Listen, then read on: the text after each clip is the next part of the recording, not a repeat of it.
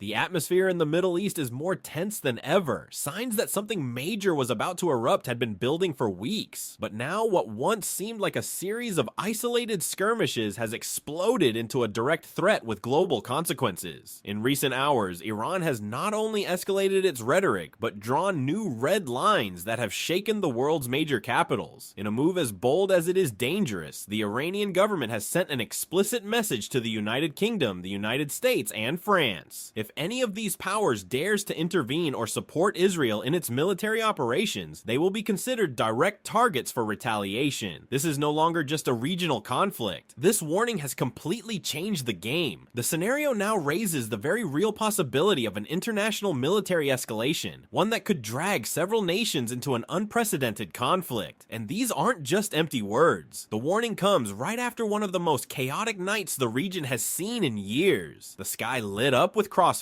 Missiles flew in both directions between Iran and Israel, striking various strategic points. Explosions were heard miles away. It was a night of fire, of sirens, of mounting fear. Both nations launched strikes with calculated precision, engaging in a dangerous game of provocation and retaliation. In that context, Iran's warning carries a brutal weight. This is not an abstract threat. It's issued at a moment when the West is still deciding how far it is willing to go, and the message was crystal clear. If you get involved, you will pay the price. For Iran, any form of support to Israel, whether military, logistical, or intelligence-based, will be seen as a hostile act that demands a direct response. In London, the reaction was swift. A spokesperson for Downing Street confirmed that British Prime Minister Sir Keir Starmer held an urgent call with US President Donald Trump. During the call, both leaders exchanged their views on the rapidly deteriorating situation and discussed possible strategies to contain the conflict without escalating it to a point of no return. The British concern also focused on a recurring issue, Iran's nuclear program. For years, the UK has expressed deep concern about Tehran's atomic development, viewing it as a persistent threat to international stability. Meanwhile, France also weighed in. President Emmanuel Macron issued a public statement saying that his country does not intend to participate in offensive attacks against Iran. However, he made something else very clear. If Iran attacks Israel again, France will be ready to intervene in defense of its ally.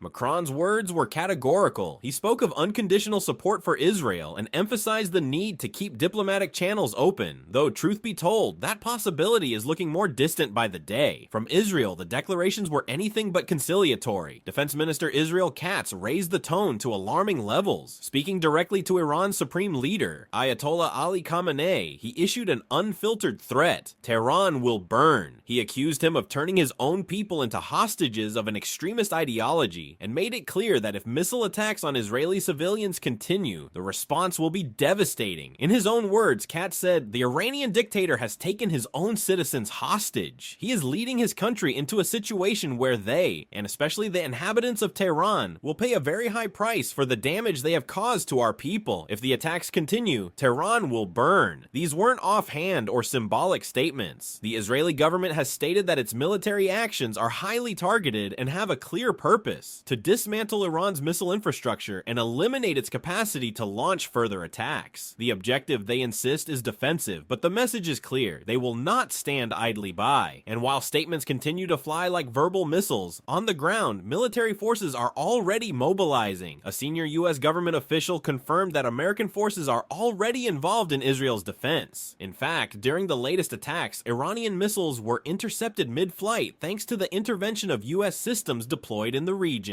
Although the details remain classified, this confirmation proves that Washington is now an active participant in the conflict, something Iran has harshly condemned. Amid this crossfire, Iran has also taken the diplomatic route to make its position heard. At the United Nations Security Council, Iranian Representative Amir Saeed Iravani accused Western countries of flagrantly violating Iranian sovereignty. He claimed that this is not just a regional conflict, but a direct attack on the international order. He denounced the military actions against Iran as a violation of the UN Charter and pointed directly at the United States as fully responsible for what he described as an unjustified assault. And so, as the rhetoric escalates, the entire region remains on high alert. Air defense systems are active, troops are being repositioned, and diplomatic channels are working around the clock to try to prevent a breaking point. But with threats as explicit as the one Iran issued, which include directly targeting British, American, and French military bases if they continue assisting Israel, the window to avoid avoid an all-out war is rapidly closing. As the clock ticks forward and public statements grow increasingly incendiary, the fear of a large-scale regional war has taken root in the world's centers of power. The tension is not only palpable on the borders of Israel and Iran, but also in the halls of the Pentagon, in intelligence offices in London, and in diplomatic salons in Paris and Berlin. Everyone understands that one more spark could ignite a fire of historic proportions. Iran's warning to the West is not an empty gesture. It was delivered at a precise moment, calculated to have maximum impact right after a night filled with crossfire, fear in the streets, and destruction. Explosions in Israeli civilian areas have left hundreds homeless and forced thousands to seek shelter. Meanwhile, in Iran, several strategic sites have been struck by Israeli missiles. Although Tehran's authorities downplay the casualties, satellite imagery and independent reports suggest significant damage. From the Israeli side, the narrative has hardened even more. Prime Minister Benjamin Netanyahu, in a nationally broadcast statement, reiterated that Israel will not stop as long as there is an active threat from Iran. "We will defend our territory, our people, and our sovereignty by any means necessary," he declared. According to official sources, Israeli attacks are not symbolic gestures or warning missions. They are surgical operations aimed at destroying missile launchers, command centers, and Iranian military depots. The strategy is clear: neutralize the threat before it becomes unmanageable. Across the Atlantic, the United States has reinforced its military presence in the Persian Gulf. Warships, air defense systems, and special forces have been deployed to key bases in Kuwait, Qatar, and Bahrain. While the White House has tried to maintain a moderate tone, sources from the Department of Defense have confirmed that American forces are already engaged in active defense of Israel, intercepting missiles and assisting in strategic intelligence operations. Tehran has interpreted this as a direct intervention, escalating the rhetoric even further. Iran's ambassador to the United Nations, with a stern face and defiant tone, made the following statement to international media: "We will not allow ourselves to be attacked with impunity. Our nation is not weak, and we will not submit to foreign threats. If interference in our affairs continues, we will respond with force, not out of revenge, but out of dignity." The situation, therefore, has crossed a critical line. What began as a missile exchange between two longtime enemies now involves international alliances, military treaties, strategic agreements, and, above all, a potential chain reaction that could pull other actors in the region into the fray.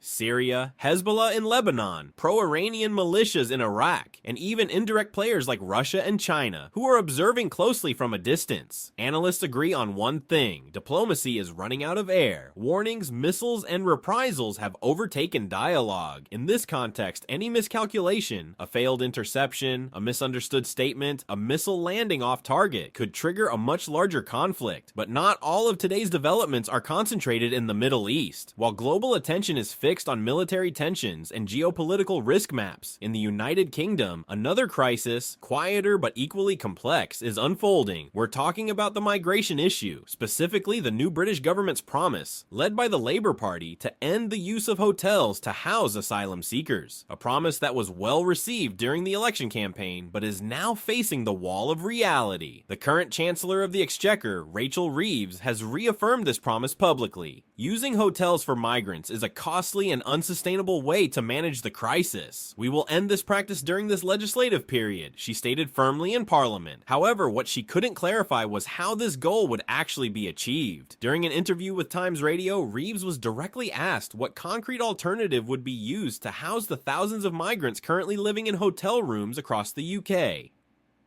Her response was evasive. "I'm not the one responsible for providing housing. That responsibility lies with the Home Office." And with that, she shifted the problem to another department, Home Secretary Yvette Cooper's office. According to recent reports, Cooper's team is considering a strategy that could prove controversial, reclassifying some hotels as standard migrant accommodations, a kind of semantic shift that would technically fulfill the promise without changing much in practice. In other words, they could continue using hotels, just calling them something else. If true, this maneuver is already drawing sharp criticism. The political blog Guido Fawkes, known for its leaks, published documents indicating that properties in cities like Bristol and Cardiff are already being evaluated under this new label. It would be a case of political window dressing, keeping the promise only in name. Meanwhile, the costs keep rising. According to official figures, the UK spent over £3.1 billion last year solely on housing asylum seekers in hotels. That figure represents represents nearly 70% of the total asylum support budget, which reached £4.7 billion.